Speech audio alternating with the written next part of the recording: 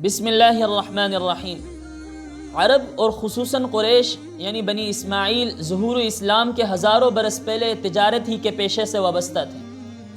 حضور اکرم صلی اللہ علیہ وسلم کے چچا ابو طالب بھی تاجر تھے۔ حضور اکرم صلی اللہ علیہ وسلم نے بچپن میں ابو طالب کے ساتھ شام اور بصرہ کی طرف بعض تجارتی اسفار بھی کیے تھے۔ حضور اکرم صلی اللہ علیہ وسلم کو جب فکر معاش لاحق ہوئی تو آپ صلی اللہ علیہ وسلم کی نظر میں تجارت سے بہتر کوئی پیشہ نہیں تھا۔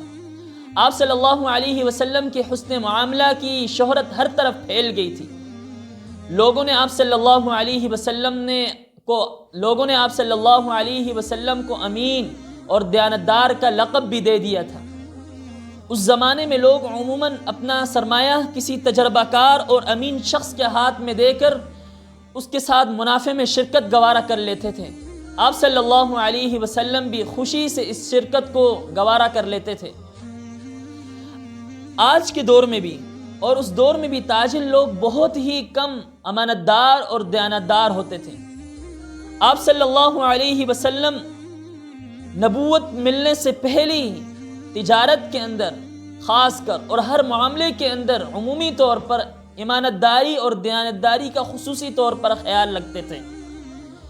عبداللہ بن ابی الحمصہ عہد نبوت کے بعد یہ واقعہ نقل کرتے ہیں کہ نبوت سے پہلے میرے اور آپ صلی اللہ علیہ وسلم کے درمیان تجارت کا کوئی وعدہ ہوا تھا۔ آپ صلی اللہ علیہ وسلم کو میں نے کہہ دیا تھا کہ میں فلاں وقت میں اس جگہ پہ آ جاؤں گا۔ آپ صلی اللہ علیہ وسلم نے ارشاد فرمایا ٹھیک ہے، میں انتظار کرتا ہوں۔ عبداللہ بن ابی الحمصہ کہتے ہیں کہ 3 دن کے بعد مجھے یاد آیا کہ میں نے حضور اکرم صلی اللہ علیہ وسلم کے ساتھ یہ ایک وعدہ کیا تھا۔ 3 دن کے بعد جب میں اس جگہ پہ پہنچا تو کیا دیکھتا ہوں کہ حضور اکرم صلی اللہ علیہ وسلم وہاں موجود ہیں۔ مجھے بہت ہی ندامت اور پریشانی ہوئی۔ حضور اکرم صلی اللہ علیہ وسلم نے صرف اتنا لفظ کہا کہ تم نے مجھے 3 دن اتنی پریشانی میں مبتلا رکھا۔ حضور اکرم صلی اللہ علیہ وسلم کی پہلی شادی حضرت خدیجہ رضی اللہ تعالی عنہا سے ہوئی۔ حضرت خدیجہ کا سلسلہ نسب حضور اکرم صلی اللہ علیہ وسلم کے خاندان میں 5ویں پشت میں جا کر حضور اکرم صلی اللہ علیہ وسلم سے ملتا ہے۔ اس طرح حضرت خدیجہ حضور اکرم صلی اللہ علیہ وسلم کی چچا کی بیٹی لگتی ہیں۔ حضرت خدیجہ حضور اکرم صلی اللہ علیہ وسلم کی کزن تھی۔ حضرت خدیجہ کی اس سے پہلے 2 شادیاں ہو چکی تھیں۔ حضرت خدیجہ بیوہ تھیں اور بہت ہی شریف النفس اور پاکیزہ اخلاق کی مالک تھیں اور نہایت دولت مند خاتون تھیں۔ جناب رسول کریم صلی اللہ علیہ وسلم کی عمر 25 سال کی ہو چکی تھی۔ آپ صلی اللہ علیہ وسلم کی تجارت کے بارے میں معاملہ فہمی بھی عربوں میں بہت زیادہ مشہور ہو چکی تھی۔ حضرت خدیجہ رضی اللہ تعالی عنہا بہت تاجرہ خاتون تھی اور ہر سال اپنا مال کسی کو دے کر شام اور بصرہ کی طرف بھیجا کرتی تھی۔ حضرت خدیجہ رضی اللہ نے حضور اکرم صلی اللہ علیہ وسلم سے درخواست کی کہ وہ ان کا مال لے کر شام کی طرف جائیں تو ان کو دگنا اس کا بدلہ عطا کریں گی۔ حضور اکرم صلی اللہ علیہ وسلم نے اس بات کو قبول کر لیا۔ حضرت خدیجہ نے حضرت حضور اکرم صلی اللہ علیہ وسلم کے ساتھ اس سفر میں اپنے غلام میسرہ کو بھی ساتھ بھیجا۔ جب حضور اکرم صلی اللہ علیہ وسلم تجارت سے واپس آ گئے تو میسرہ نے حضور اکرم صلی اللہ علیہ وسلم کے سفر کے احوال جب حضرت خدیجہ کو بتائے تو حضرت خدیجہ حضور اکرم صلی اللہ علیہ وسلم سے بہت زیادہ متاثر ہوئی۔ سفر سے واپس آنے کے 3 دن کے بعد حضرت خدیجہ نے حضور اکرم صلی اللہ علیہ وسلم کے ہاں پیغام نکاح بھیجا۔ حضرت خدیجہ کے والد کا انتقال ہو چکا تھا لیکن ان کے چچا عمرو بن اسد زندہ تھے۔ جو متعین تاریخ تھی اس متعین تاریخ پر ابو طالب اور حضور اکرم صلی اللہ علیہ وسلم کے خاندان کے جتنے بھی رؤساء تھے وہ سارے کے سارے رؤساء حضرت خدیجہ کے گھر میں جمع ہو گئے۔ ابو طالب نے نکاح پڑھا۔ اس نکاح میں مہر 500 طلائی درہم مقرر ہوا۔ شادی کے وقت حضرت خدیجہ کی عمر 40 برس کی تھی اور پہلے 2 شوہروں سے 2 صاحبزادے اور 1 صاحبزادی تھی۔ اس سے پہلے عربوں کے بہت سے رؤساء اور شرفاء نے حضرت خدیجہ کے ہاں پیغام نکاح بھیجا تھا، لیکن حضرت خدیجہ نے کسی کے پیغام نکاح کو قبول نہیں کیا تھا۔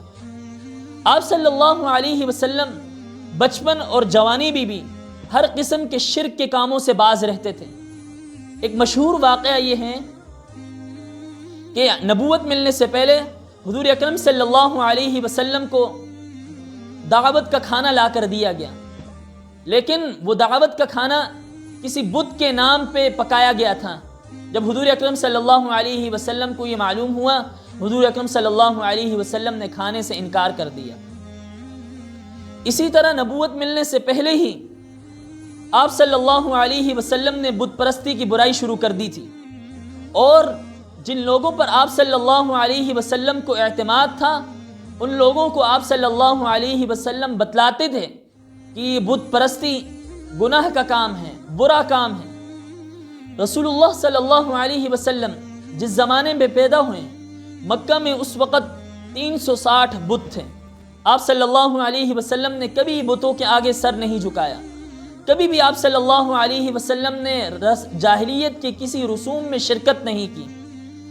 عرب میں افسانہ سنانے کا رواج بہت زیادہ عام تھا۔ آپ صلی اللہ علیہ وسلم کو ایک دن بچپن میں یہ شوق پیدا ہوا کہ میں اس مجلس میں جاؤں جس مجلس میں افسانہ سنایا جاتا ہے۔